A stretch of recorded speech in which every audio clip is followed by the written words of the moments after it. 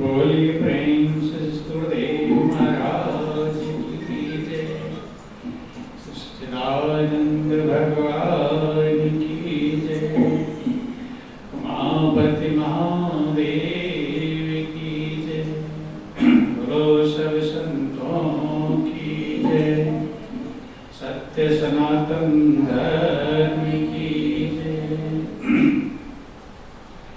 परम पुरुष गुरुदेव जी शाश्वत शांति निधान। बार बार दंडवत करूं सकल सुखों की खान। सतगुरु सत्य स्वरूप लखो मन चित हो प्रशांत। त्रिविध ताप का नाश हो जीवन बनी सुखान। अमित महायश आपका महिमा कही न जाए। नीति नीति कह चुप भय वेद ग्रंथ सब गाए। महाभयानक अरु कठिन भवसागर गंभीर। नाम जहाज बिठाए कर मीटे जन की पीर। मेरा मुझ में कुछ नहीं जो कुछ है सो तो तेरा तुझको सौंपते क्या लागे है मोह। बोलिए प्रेम से गुरुदेव महाराज की जय। श्री सच्चिदानंद भगवान की जय। उमापति महादेव की जय। पवन सुत हनुमान जी महाराज की जय। बोलो सब संतों की जय। सत्य सनातन धर्म की जय। बहुत ही सौभाग्य का समय है कि हम सभी लोगों को उस परमात्मा की असीम दया दृष्टि से ये सत्संग का परम पावन अवसर मिला है। वास्तव में सभी लोग इस दुनिया में आते हैं और एक दिन चले जाते हैं। आने जाने का क्रम लगा रहता है।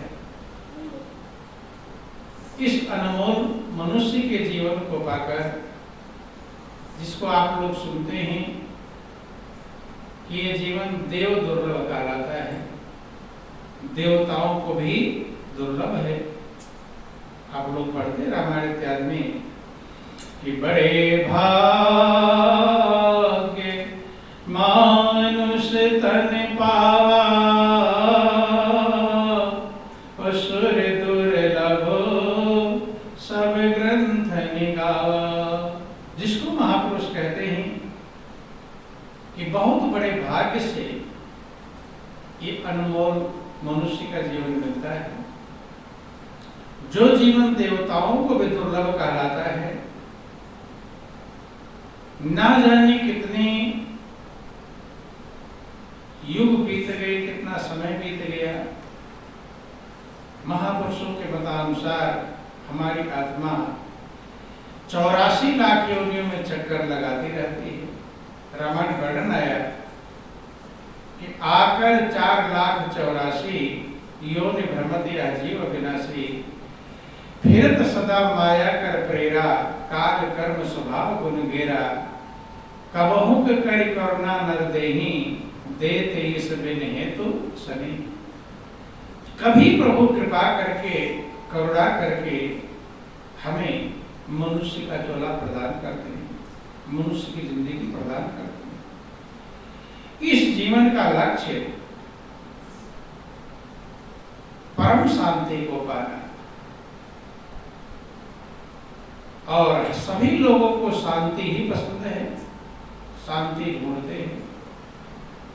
कभी कभी आप लोग कहते हैं कि लोग ये कहते हुए देखे जाते हैं, मुझे शांति से रहने दो। कहते हैं सभी को शांति चाहिए, और ध्यान देना, मन की शांति ही आनंद है, सुख है, और मन की अशांति ही बेचैनी है। जिसका मन जितना स्थिर है उसको उतनी ज्यादा शांति प्राप्त होगी। जिसका मन जितना ज्यादा चंचल रहेगा वो उतना ही अशांत रहेगा। ये नियम है। मन की चंचलता ही अशांति है, बेचैनी। तो आप लोग भी देखते होंगे कि जिसका मन ज्यादा चंचल होता है वो ज्यादा परेशान ही रहता है। सभी महापुरुषों ने यही कारण है कि मन को स्थिर करने की सलाह दिया। किसको? मन को। चूंकि मन अगर स्थिर है तो हर काम आसान हो जाता है। क्या हो जाता है? आसान। और वही काम सही प्रकार से हो पाता है जहां हमारा मन लगा होता है।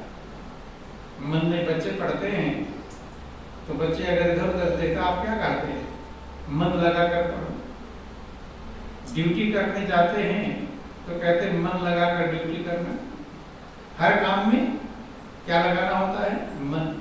क्योंकि जहां मन जुड़ा होगा वहीं वो काम अच्छी प्रकार से होगा, और जहां मन होता है वहीं हम मौजूद रहते हैं। हमारा पूरा सामर्थ्य वहीं मौजूद रहता है।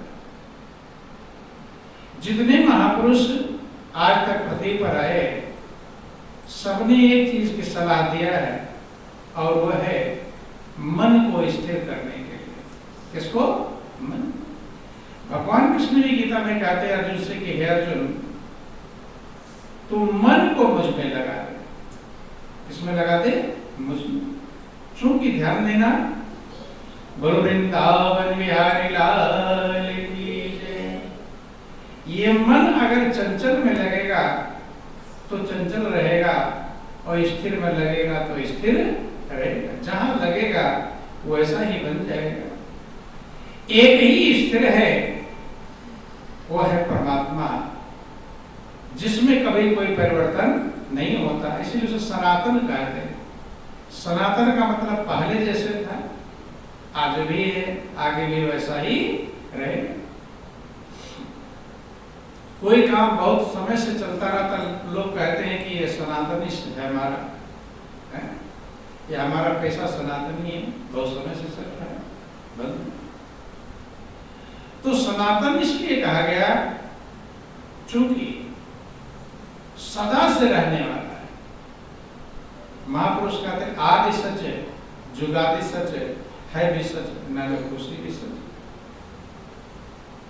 और उसी सत्य में मन को लगाने के लिए महापुरुषों ने सलाह दिया। क्योंकि सत्य ही शांति का भंडार है, सत्य ही आनंद का भंडार है, वही सुंदर है जिसको आप लोग सुनते हैं, सत्यम शिवम सुंदरम। और मन कब लगेगा? जब मन स्थिर होगा। तो कहानी आप लोग सुनते हैं, गुरु द्रोणाचार्य पांडवों को धनुष विद्या सिखा रहे थे। तो उन्होंने परीक्षा लिया पांडवों की, निशाना लगवाया कि सब लोग अपने धनुष पर बाण चढ़ाओ। और निशाना कहाँ लगाना है? एक पेड़ पर चिड़िया बैठी हुई थी, उसकी दाहिनी आंख में निशाना लगाना। किस पर? दाहिनी आंख में। सबने जब धनुष पर बाण चढ़ा लिया तो एक एक करके पूछते हैं कि तुम्हें क्या दिखाई पड़ रहा है? तो किसी ने कहा मुझे बगीचा दिखाई पड़ रहा है, पेड़ दिखाई पड़ रहा है, चिड़िया दिखाई पड़ रही है, फल दिखाई पड़ रहा है। किसी ने कहा पेड़ दिखाई पड़ रहा है, पेड़ पर बैठी चिड़िया दिखाई पड़ रही है। किसी ने कहा चिड़िया दिखाई पड़ रही है। लेकिन अर्जुन ने कहा था कि मुझे सिर्फ चिड़िया की दाहिनी आंख दिखाई पड़ रही है, क्योंकि जो लक्ष्य है वो जिसको दिखाई पड़ेगा वही मंजिल को प्राप्त करेगा। सीखा तो सबने, लेकिन अर्जुन सा धनुर्धारी कोई पैदा नहीं, कोई बन नहीं पाया। क्यों? क्योंकि वो अपने लक्ष्य में लगे हुए थे। ऐसे ये संसार है। इस दुनिया में आप लोग देखते हैं एक से एक बढ़कर होशियार आते हैं, विद्वान आते हैं, बुद्धिमान आते हैं, और आजकल आप दुनिया में देख ही रहे हैं कि बड़े बड़े योग्य लोग, पढ़े लिखे, पैसे वाले, धनवान आत्महत्या करते देखे जाते हैं। नहीं आत्महत्या, खुद आत्महत्या कर लेंगे या दूसरों को मार डालेंगे। और आज का समय तो ऐसा आ गया है, पति पत्नी को कब मार डालेगा कुछ भरोसा नहीं, पत्नी पत्नी कब मार डालेगा। अभी आपने सुना होगा कि 16 साल के बेटे ने अपनी मां को और बंदूक से मार डाला। पिता उसका फौज में था। सोती हुई मां को गौर करना, मां सो रही है, उसके सिर में गोली मारी लगा, और 2 दिन तक ऐसे अंदर रखा, किसी को पता नहीं होने दिया लाश को। जब बदबू आने लगा तब पिता को खुद कहता है कि मैंने मां को मारा। गौर करना, ये समय की बलिहारी है। समय ऐसा आ गया है कि कब क्या हो जाएगा कुछ ठिकाना नहीं, कौन क्या कर बैठेगा। तो ये सब हो क्यों रहा है? जहां मां ने पाल पोस के बड़ा किया उसी को मार रहा है। गौर करना और विचार करना, इसके पीछे मात्र एक कारण छिपा हुआ है, और वो है मन। कौन छिपा है? मन। आज के समय में जरा सा किसी को सहन करने की क्षमता नहीं, जरा से भी क्या हो जाएगा कुछ भरोसा, सहन शक्ति खत्म हो गई है, संतोष की भावना खत्म। जो मन के अच्छे लक्षण थे, जो भाव थे, वो गायब हो गए हैं, और उल्टे भाव प्रधान हो गए हैं। इसीलिए से कलयुग कहते हैं। क्या कहते हैं? अच्छे आचरण है। रामायण लिखा गया, अच्छे आचरण कहीं दिखाई ना पड़े, उल्टे ही उल्टे आचरण जहां दिखाई पड़े उसी को कलयुग आकर पुकारा गया। तो बंधुओं, मन ही, इसीलिए महापुरुषों ने वर्णन किया, जो कुछ भी दुनिया में होता है उसका कारण होता है मन। क्या होता है? आप सुख पा रहे हैं तो उसके पीछे मन कारण है, दुख पा रहे हैं तो उसके पीछे मन कारण है, शांति अशांति जो कुछ भी आप पाएंगे उसके पीछे कारण क्या है? मन। शास्त्रों में पढ़ा है कि मना ही मनुष्याणाम कारण बंध मोक्षयो, कि मन ही मनुष्यों के बंधन का कारण है और मन ही मोक्ष का कारण है। इसीलिए मन अगर सही हो जाए तो आप सही दिशा में चले जाएंगे। जैसे गाड़ी का हैंडल सही दिशा में चल पड़े तो गाड़ी सही दिशा में चली जाएगी। ठीक इसी प्रकार से हमारा मन सही दिशा में चला जाए तो हम सही दिशा में चले जाएं। लेकिन मन सही होगा कैसे? जब सही में लगेगा। कहाँ लगेगा? सही। और सही है, इसको सत्य कहते हैं। इसको कहा गया सत्यम शिवम सुंदरम। परमात्मा ही सत्य है, वही शिवम है। शिवम माने कल्याणकारी है और वही सुंदर है। सब लोग सुंदर को ढूंढ रहे हैं। कपड़ा खरीदने जाते हैं तो सुंदर ढूंढेंगे या खराब? या शादी विवाह करेंगे तो क्या ढूंढते हैं? लड़की की अगर शादी ढूंढनी है तो लड़की के लिए वर सुंदर ढूंढेंगे या कुरूप? कैसा ढूंढते हैं?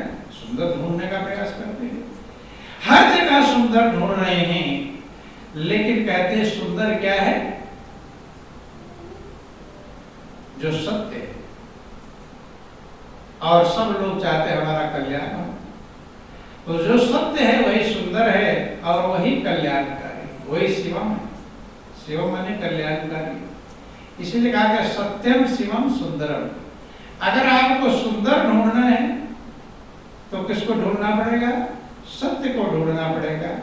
और अगर कल्याणकारी को ढूंढना है तो किसको ढूंढना पड़ेगा? सत्य को ढूंढना पड़ेगा।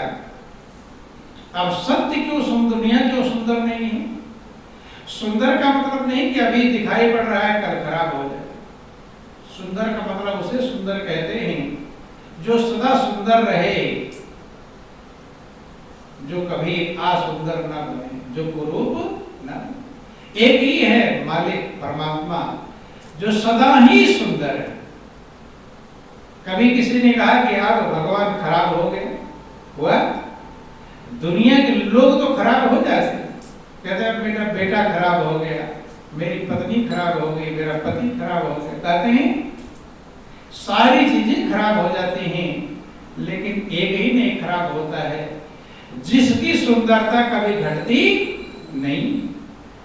उसी को ढूंढ रहे हैं, सुंदर को ढूंढ रहे हैं तो उसी को ढूंढ रहे हैं, लेकिन हम समझ नहीं पाते। महापुरुष कहते हैं कि उसको ही सब जगह ढूंढ रहा जिसका यह जगमग चित विलास, सभी उसी को ढूंढ रहे हैं।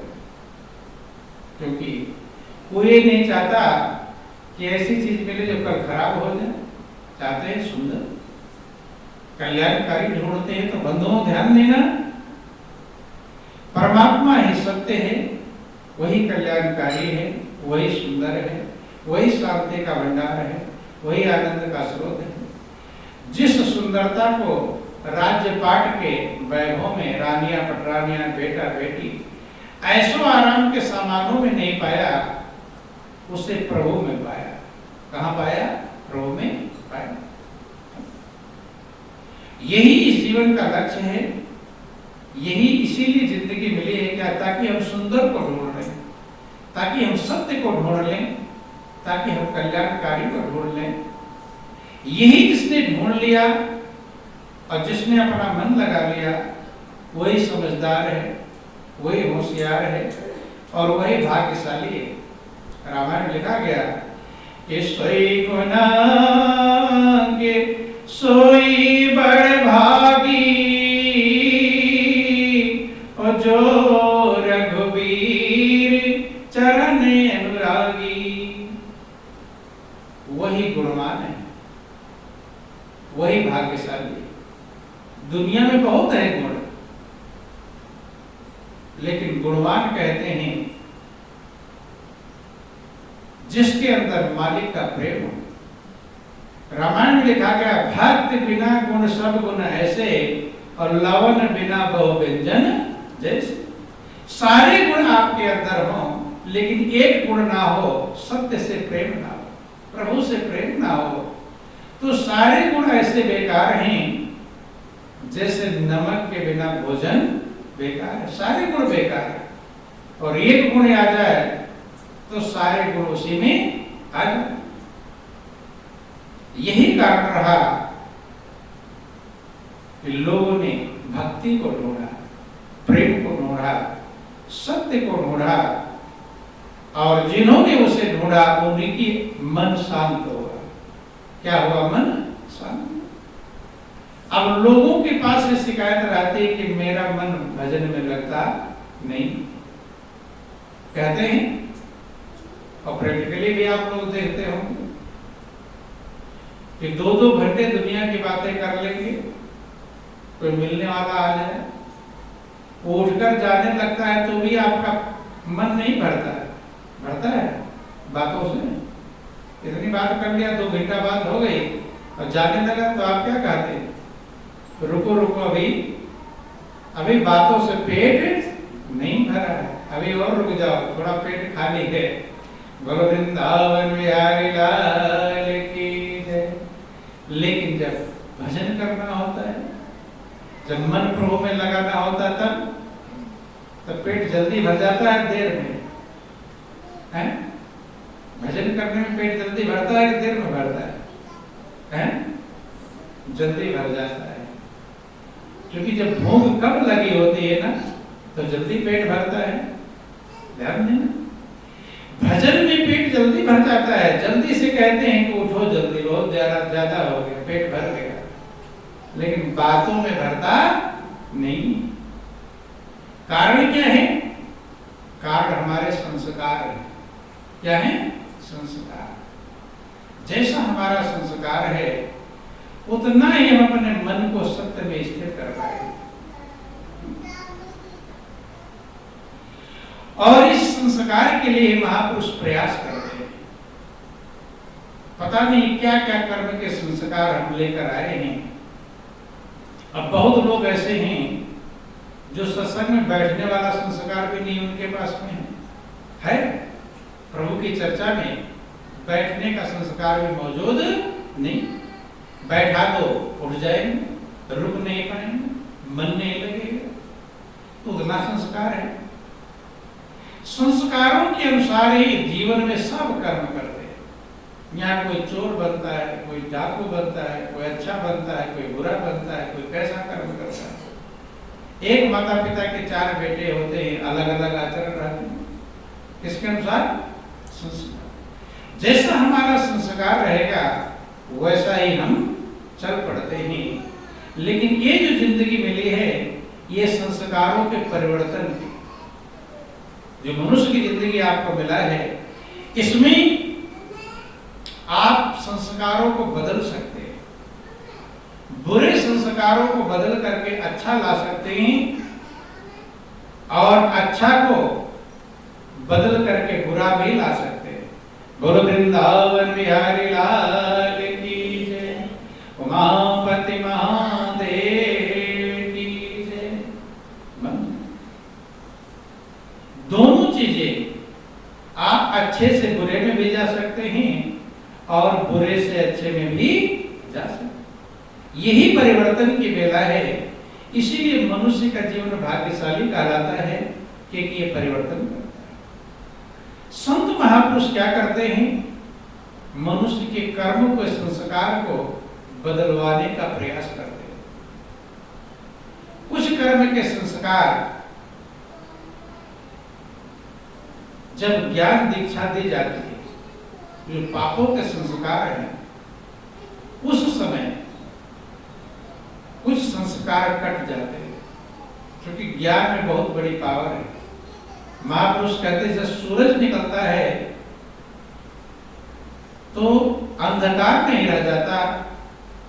ऐसे जब जीव के अंदर में परमात्मा के स्वरूप का, ज्ञान का प्रकाश फैलता है तो हमारे पापों के संस्कार कटते हैं। क्या होता है? कटते हैं। तो कुछ संस्कार तो ज्ञान दीक्षा के समय कट जाते हैं, दीक्षा का मतलब शुद्ध होना। कुछ संस्कार आपको भजन के द्वारा कटाए जाते हैं। जितना आप अपने अंदर में उस ईश्वरीय सत्ता का अनुभव करेंगे, दर्शन करेंगे, तो वो सामर्थ्यवान है।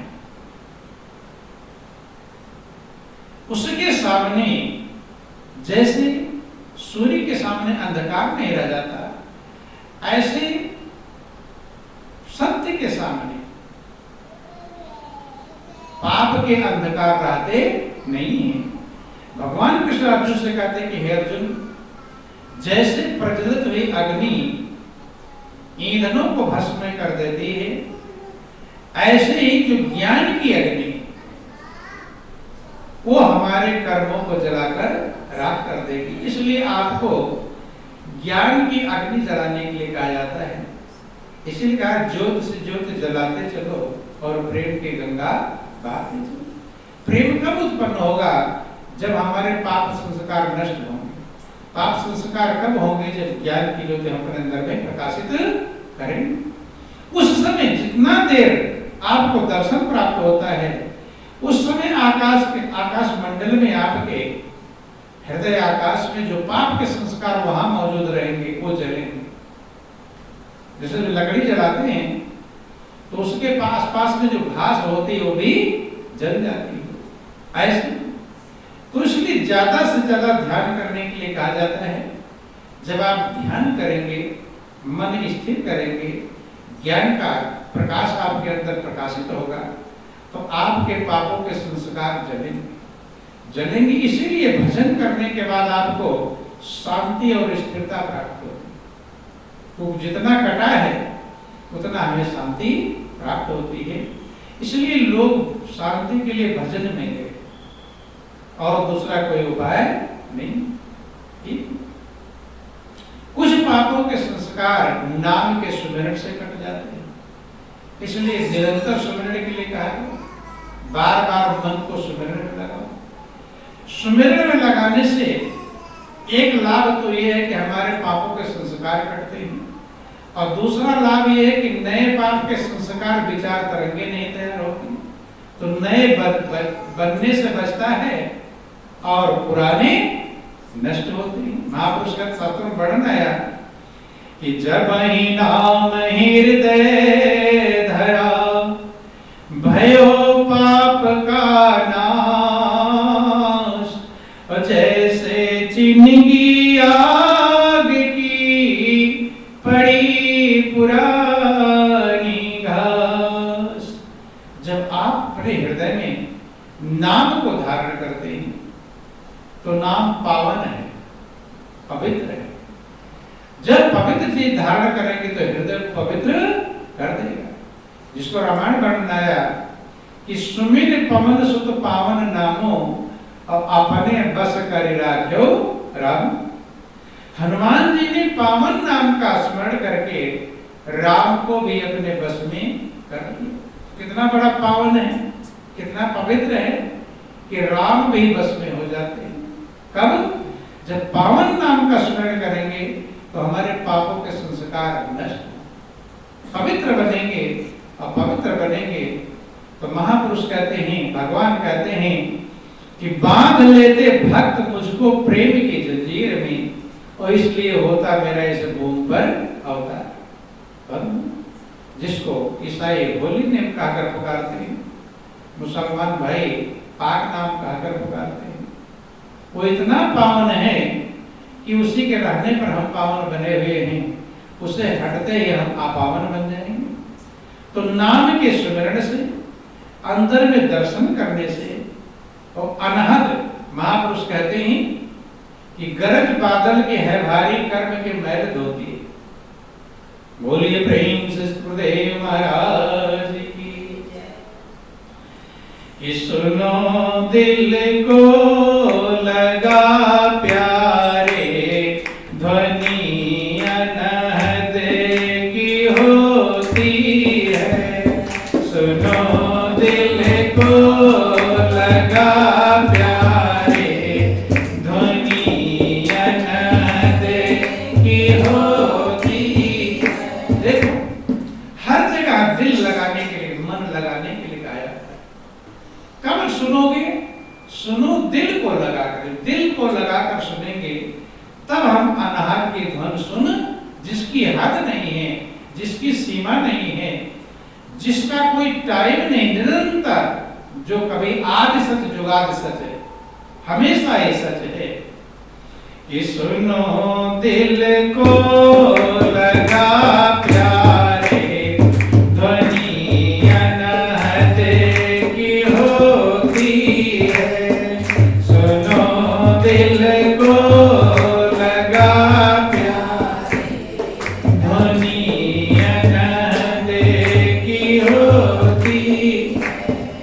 बजे हैं बंसरी बीड़ा, शंख घड़ी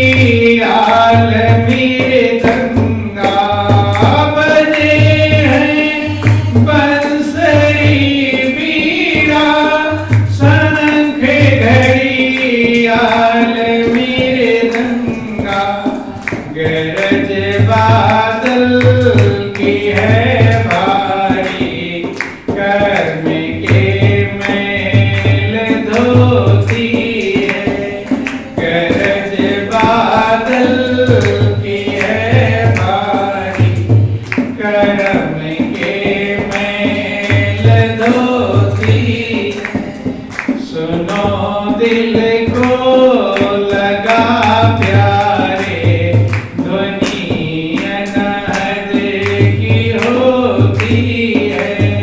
सुनो दिल को लगा प्यारे, ध्वनि अनहद की होती है। उठे धुन के सहारे से बदन सारे में गुंजारा। उठे धुन के सहारे से बदन सारे में गुंजारा। हृदय के बीच में सुंदर प्रगट हो दिव्य ज्योति है। हृदय के बीच में सुंदर प्रगट हो दिव्य ज्योति है। सुनो दिल को लगा प्यारे, ध्वनि अनहद की होती है। सुनो दिल को लगा प्यारे, ध्वनि अनहद की होती है। कहते उठे धुन के सहारे से बदन सारे में गुंजारा। जो धुनात्मक नाम सबके अंदर निरंतर चल रहा है, जिसकी ध्वनि स्वयं उत्पन्न होती है, जिसे स्वयंभू कहकर पुकारते हैं, जिस ध्वनि को करने के लिए दूसरे किसी वस्तु की आवश्यकता नहीं। उस ध्वनि धुनात्मक जो नाम शब्द आपके अंदर चल रहा है, जिसको महापुरुष कहते शब्द ही धरती, शब्द आकाश, शब्द ही शब्द भयो प्रकाश, सगली सृष्टि शब्द के पाछे नानक शब्द घटा घटाच। उस धुनात्मक नाम के सहारे जब उसमें आपका मन संचालित हो जाएगा, स्थिर हो जाएगा, तो पूरे बदन में गुंजारा